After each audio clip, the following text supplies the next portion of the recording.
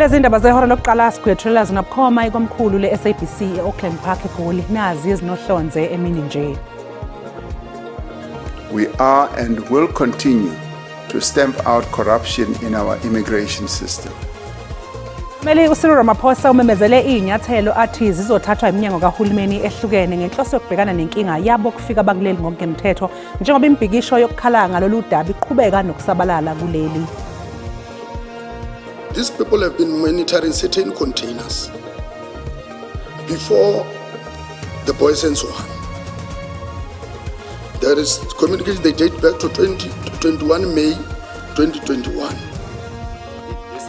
Ikhomishana kaMadlanga namhlanje ubuyele ebufakazini bodaba lweyidakamizwa ezayibiza ngaphezulu kweyigidi engama-300 zamarandi azabhadanywa ngamaphoyisa e-Aeroton maphakathi nonyaka u-2021. We unfortunately found the body of a male and a female, but now we're waiting for the family now to do the identification and to find out who they are. Kuyaqhubeka ukuthungathwa kwesidumbu somuntu wesithathu oshone ngesikhathi imoto iphaphalaza ingena emfuleni eMbombela eMpumalanga.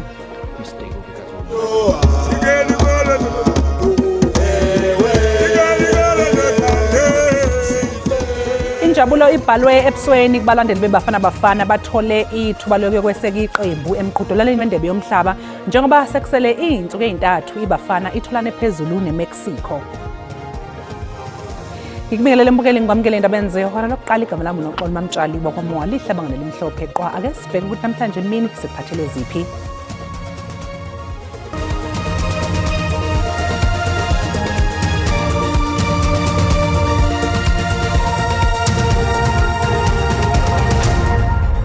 Umengameli wezwe uCyril Ramaphosa uqinisekise izakhamuzi zakuleli ukuthi uhulumeni uzoqinisa imizamo yokulwa nokungena kwabantu kuleli ngokungemthetho.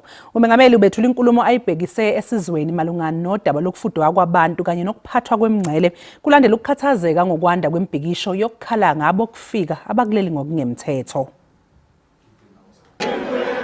Ethula inkulumo abeyibhekise esizweni umengameli wezwe uCyril Ramaphosa unike ithemba izakhamuzi zakuleli ngokuthi uhulumeni uyalisukumela udaba lokugcwala kwabokufika. We are and will continue to crack down on the violation of our immigration, labor and other laws. Secondly, we will continue to prevent people from entering the country irregularly and illegally. Thirdly, we are and will continue to stamp out corruption in our immigration system. Umengameli uRamaphosa uchaze ngezinyathelo okuhloswe ngazo ukuqinisa ukulawulwa kwemingcele waphinde wakhipha isexwayiso esiqinile kulabo abaqasha bokufika abangenawo amaphepha abagunyaza ukuba kuleli. Employers who hire undocumented workers and exploit their vulnerability are breaking the law. They undermine our labor laws and standards. They undermine fair competition. And they undermine opportunities for South Africans. Such conduct will attract far stronger penalties and far stricter enforcement.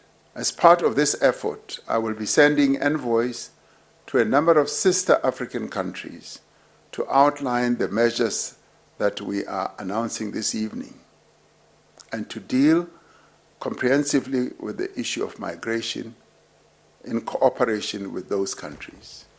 Uhulumeni uthi lezinyathelo ziyingxenye yesu lokuqinisa ukuphathwa kodaba lwabokufika ngesikhathi kugcinwa ukuzibophezela kwezwe emgomeni yomthethosisekelo ehlonipha isithunzi sawo wonke umuntu okulelizwe. Kusenjalo aphawule ngokwehlukana amaqembu ezombusazwe kulandela ukuphawula kamengameli wezwe uCyril Ramaphosa mayelana nodaba lwabahlezi kuleli ngokungemthetho.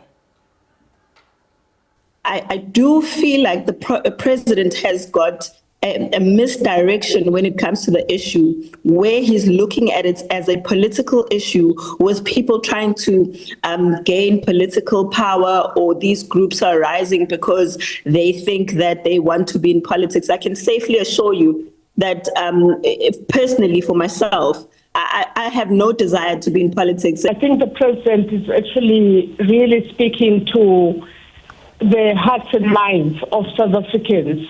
That really is the most important message at this really dangerous moment in our country.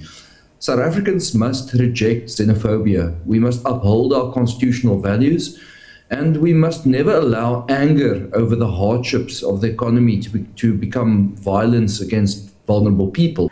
What South Africans should ask is, why only now? The president has offered no solution whatsoever to the crisis of immigration. And South Africans will be in a rightful position to ask this question, why only now? The absence of leadership to deal with these issues is precisely why we are here. And so when we are saying that the taste of the pudding is in the eating, is because we have got a legitimate expectation to expect that this problem must be resolved.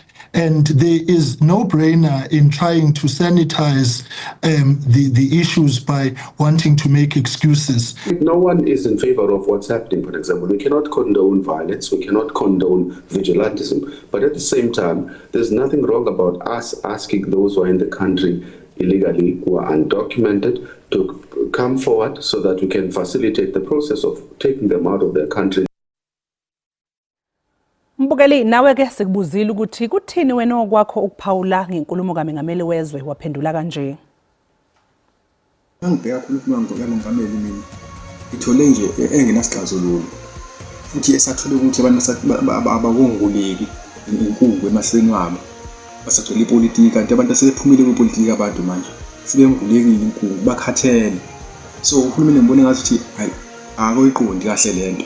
Mina angikho happy ngenkulumo kaMengameli. Mina bengifisa ukuthi avele abatshele straight abantu abanganawo amaphepha abala South Africa ukuthi abahambe ababekele usuku nesikhathi ukuthi babe sebangasekho ukuze bakwazi ukuzilungisa.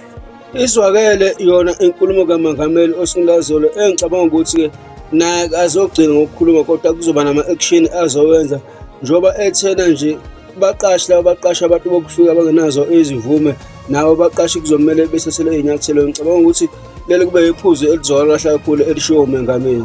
Inkulumo kaCyril Ramaphosa uMongameli ibinhle kakhulu ovele athi abeni bangaphandle abalapha ngokungekho emthethweni mabaphindile apho basuka khona. Ngoko ke ukhethe kamnandi nyani amelanga babalapha abaphindele kuseke kuphela abanempepha zivume zokuba belapha. uMongameli ukhulumile yebo, kodwa kimina kufana nomuntu ongashongo lutho ngoba le nkulumo yakhe akukho la ebheka ngqo kubani bokufika kuleli abangenamaphepha ukuthi abaphindele emazweni akubo beyolungisa amaphepha. Kunalokho sibone ngathi ucindezela bona abantu bakuleli abalisana nalento ukuthi ibona abasezingcupheni ukuthi baboshwe.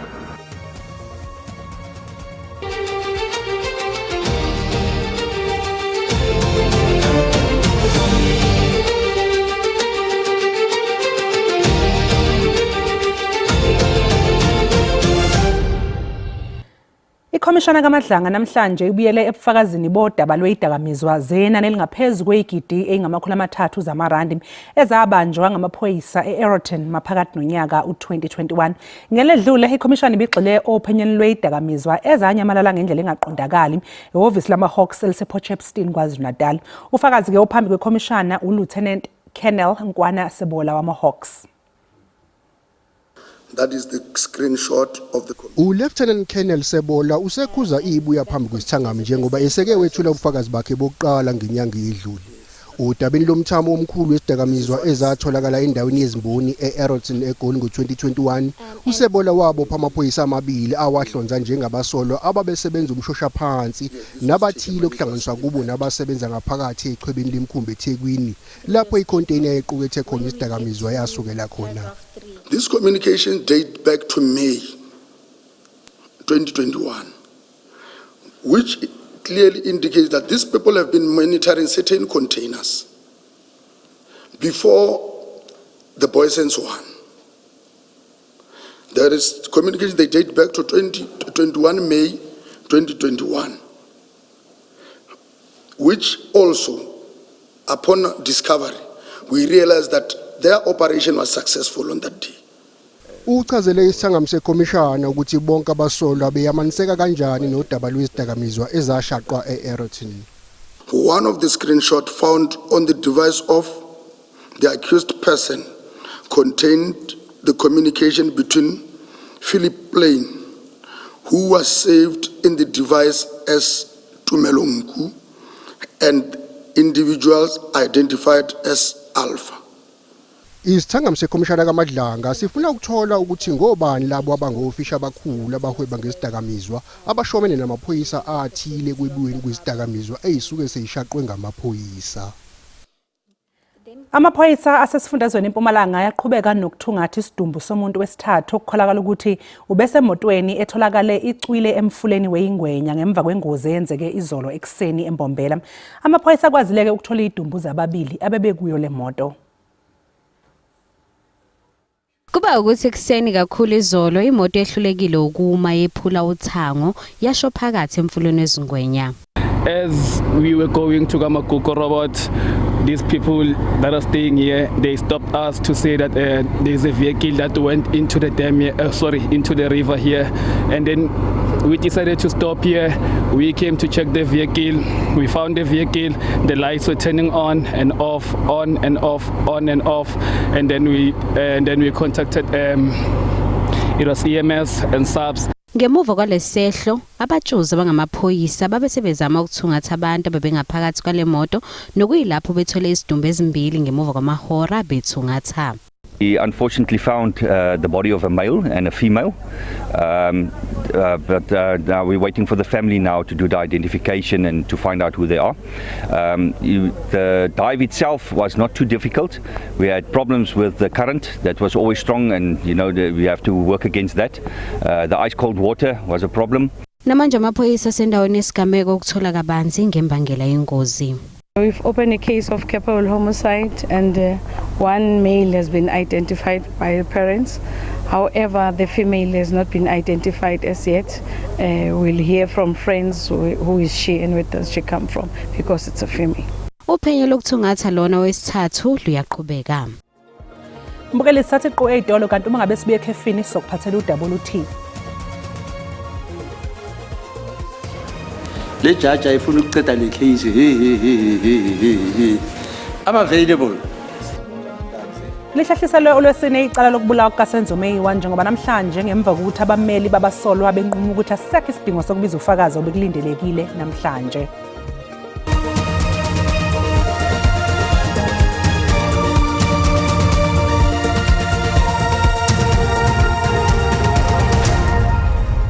Mbukeli siphinde sikubingelele sikwamukele mongabe usanda kungena sikhumbuza ukuthi lezi indaba ziyatholakala ku YouTube na ku SABC Plus. Ungena nje kuze uyicinga amagama athi SABC izindaba na kanjani uzoyithola ngomnjalo bazo. Kuleli viki ku Asikhulume Let's Talk. Not voting does not help your situation. The reason we do vote in this country is so that there can be a change. The unemployment stats were released. If you're a youth and you saw that, you should be worried of how many of our peers are unemployed and how many of them continue being unemployed. It is for us now, young people, as a young person, to change that, to register to vote, because we are the future generation. Hlanganyela kanye nathi njalo ngomsombuluko ku SABC1 ngehora le5 ntambama. iRise Mzansi ithi njengoba izwe libhekene nesimo somnotho esingesihle, ohulumeni beendawo badinga ubuholi obuzoletha uzinzo nezinguquko ezobuyisela ukusebenza kahle komasipala kukhuthaze ukukhula komnotho. iRise Mzansi iphefumule nabeindaba ngeinkinga ezikhungethela kuleli nesimo sohulumeni beendawo. iRise Mzansi imemezele uLukhona Mnguni njengozongenela umjaho wesikhundla sobumeya eGoli. Ithi izinga lobuholi bezepolitiki kohulumeni bezindawo selibuthaka futhi seliholele ekutheni kunganakwa izinsiza zomphakathi kanye nokwehla kokwethembela kwabantu kuhulumeni. In Johannesburg, we have put forward Lukhona, who has said we need to clean out Johannesburg. I'm a seller out, and I'm a seller right across the board, by the way. You get them in political office, from numerous political parties. You get them in the administration. You also get them in the business ecosystem that profits from the networks that loot municipalities. Odabeni labokufika abakuleli ngokungemthetho iRise Mzansi igxeke kakhulu uhulumeni ngokwehluleka ukuqhamuka nezinhlelo ezisebenzayo emngceleni yakuleli.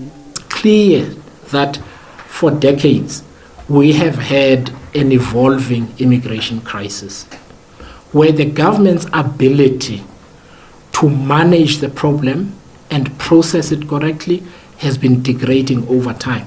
Iphinde yaqhamisa nenkohlakalo edla lubi ezikhungweni zokungena zakuleli nokwenza abantu bangaphandle bangayihloniphi imithetho yezwe. One of the reasons we were grey-listed by the Financial Action Task Force is that our borders are porous. You've got people setting up in South Africa to run criminal syndicates, to finance terrorism in other parts of the country and so on. Kube sekunxuswe izakhamuzi zakuleli ukuthi njengoba kuqhubeka imikhankaso yezinhlangano ezihlukene ezibisana nabo ukufika bakuleli ngaphandle kwamaphepha zigweme ukwephula umthetho zisebenzisane nezinhlaka zezomthetho.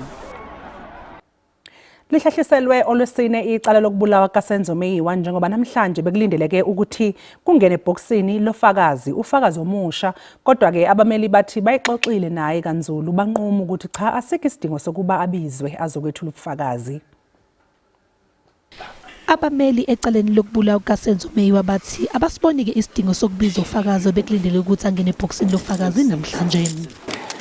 Our decision from all of us on the left, the defense witness, that the testimony of that witness will no longer be required. Abameli bacele ukuba liguqe leli cala besahlanganisa abanye ofakazi njengoba kunephoyisa selathatha umhlala phansi abahlele ukulibiza lizokwethula ubufakazi. As a retired police officer that we intend to call, I called on Friday and again this morning. We have been told that he's not back yet from his vacation of 2 weeks. He'll be back over the weekend, this coming weekend, my lord. Abameli ke bahlele ukubiza omunye futhi ufakazi oyisiboshwa oboshelwe ejele esifundazweni iKwaZulu Natal. Bebefuna ke leli cala lihlehlisele umsombuluko wesonto elizayo kodwa umbuso wacela ukuba lihlehliselwe olwesine. Can we not postpone the matter until Thursday to check if the defense has indeed managed to consult with the witness, and then we can always proceed on Monday. People will start talking about the judge ayifuna ukuqeda le case. I'm available and I'm controlled by what the defense and the state say should happen. So I'm not the guy who is tarring and delaying the case. Sithanda ke ukwexesa bonke ababukela abanenhliziyo ezisheshe zizwele ngombiko olandelayo. Usalinde ulibofuzo umndeni wowesifazana obenezingane ezimbili nokutholakala isidumo sakhe esigangeni eKingsway eBenoni ngenyanga edlule. uPalisa Sidiso wagcina ukubonakala mhla lulunye kuNhlaba. Umndeni kaSediso uthi bewunethemba lokuthi uyobe usulifihlile ithambo lothandiweyo wabo ngalesikhathi. Sekuphele inyanga uSediso alahleka kanti umndeni wakhe uthi kunzima kakhulu kwamukela lokhu njengoba abulawa ngesihluku kanti imphumela yolibofuzo ayikabuyi kuze kube yimanje. Umndeni uthi emasontweni amathathu edlule iziphathimandla zathembisa ukuthi imphumela yolibofuzo izophuma maduze. The day that you left here, the police reassured us that by Thursday or Friday we would have known the DNA results. We waited on Thursday and nothing happened. We just want them to give us the results so that we can bury Palisa and she can rest in peace and we can also start healing. That's what we need. Umndeni selokhu waqala ukuzila ngemuva kokuthi izisebenzi zomasipala zithole izitho zomzimba. Umndeni wawunethemba lokuthi lezi zitho zomzimba ezikaSediso. Amaphoyisa athi liyaqhubeka uphenyo ngalesigameko. The investigation has been conducted and the case is currently awaiting DNA results. Investigations are ongoing. Umndeni unxusa ukuthi kuphuthunyiswe ukwenziwa kolibofuzo ukuze uzogcina ukuthola ukuthula. Izisebenzi ezibizwa ngeGreen Army zinikele emahhovisi kaNdunankulu wesifundazwe uPanyaza Lesufi yokwethula uhlu lwezikhalo njengoba zifuna ubuyiselwe emsebenzini. Lezi zisebenzi zamiswa emsebenzini ngonyaka u2024 kanti zithi zilokhu ibhuqabhuqa indlala. Laba babesebenza eGoli bengama-Green Army banikele ehhovisini kaNdunankulu wesifundazwe eGauteng uPanyaza Lesufi bezokwethula uhlu lwezikhala zabo. Bakhala ngakho kakhulu ukuthi-ke babhuqabhuqa indlala badinga ukuthi-ke uNdunankulu ababuyisele emsebenzini. Njengamanje ngizokwethula omunye ohamba phambili kulaba balethe imemorandum uNeliswa Thaba Mabusela. Sibe ngakhona isikhathi sakho sicela nje usichazele ukuthi-ke nizokwenzani kuNdunankulu wesifundazwe uPanyaza Lesufi. Nginibingelele nonke emakhaya uneliswa lo okhulumayo wakwaThaba ushadele kaMabusela. Into esilethe la kwi-Premier's office sizele ukuzothula i-memorandum yethu yeyikhalazo. So mangala masifika la sithola sivalelwe iminyango ngazi ukuthi sizolwa kanti asizange ukuzolwa. Sifuna nje ukuthula i-memorandum yethu yeyikhalazo singabasebenzi sasiqashiwe kwi-program yakaPanyaza yaka 2023 yeNasispani of which azange kuhambe kahle nje konke kuleyo program. uPanyaza uloku uyasibalekela makufuneka achaze ukuthi kwenzakalani. So this is not a memorandum yokuqala esilethayo. I-memorandum yethu yobusi-2 esilethayo besiyofisa ukuthi yena ayamkele aphinde futhi abuye kithi singabasebenzi asithembise umsebenzi asiphendule kule ikhalazo because kuningi okusivalele sila ngaphandle. Sinonyaka wonke waka 2025 singamsebenzi. Kodwa i-personal number yethu iyasebenza yona, it's running and active. I-personal number isivalele singabomama babantwana kwi-SASSA grant. Asikhona ukuthola ama-grant we-SASSA nje i-social grant asiyitholi nalama 370 wakhe asiwatholi.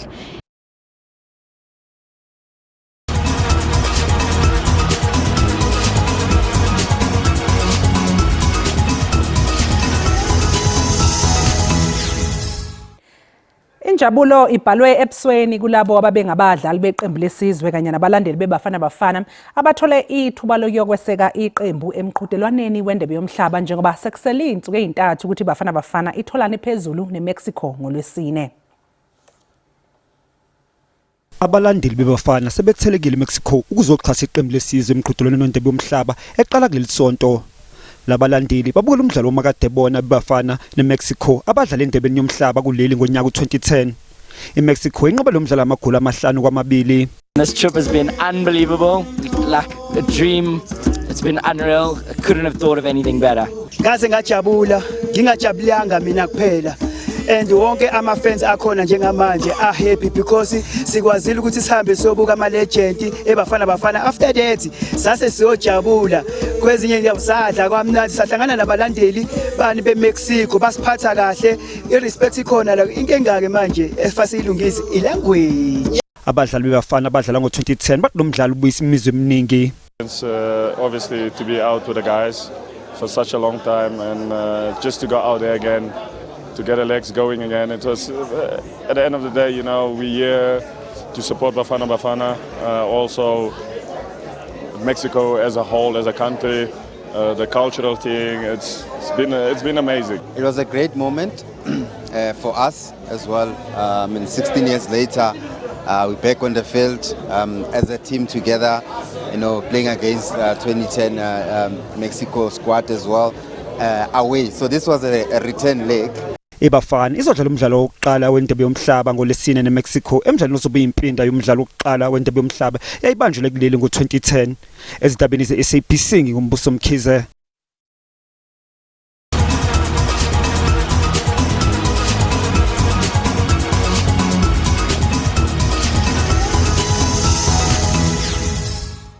Mbukeli sathi qu eyitolo kanti uma ngabe sibuya sobeke sikuphathele umhlahlo wesimo sezulu wena nje ngayindawo.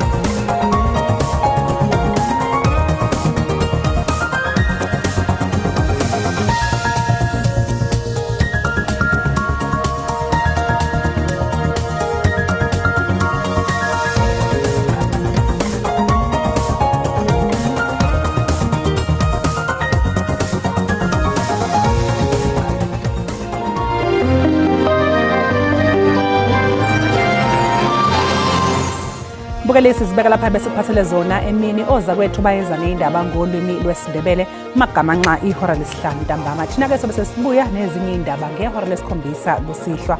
Okwamanje nje usale kahle.